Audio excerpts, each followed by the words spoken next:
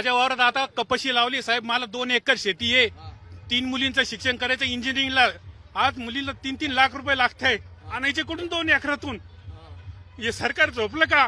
आरक्षण लागतंय आम्हाला, तसं आम्ही जाणार नाही.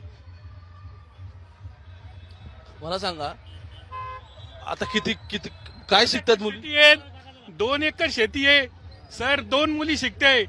हॉस्टेलला टाकलेले, त्यांचा वार्षिक खर्च काढला मी. वर्षाला एका मुलीला 3-3, 4-4 लाख रुपये लागताय. पूर्ण डिग्री घ्यायला 4-5 वर्ष लागताय. डिप्लोमाला 3 वर्ष, डिग्रीला 4 वर्ष. ती नोकरी कधी लागणार? आमचे तर चालले ना पैसे खिशातून. एका मुलीला 7-7 लाख रुपये चालले. नोकरी येत येणार 10,000 रुपयाची. ते कधी वसूल व्हायचे? ते सरकारला आम्हाला आरक्षणच पाहिजे ओबीसी मधून. तुम्हाला आरक्षण मिळाल्यानंतर ह्या फीज कमी होतील असं तुमचं म्हणणं?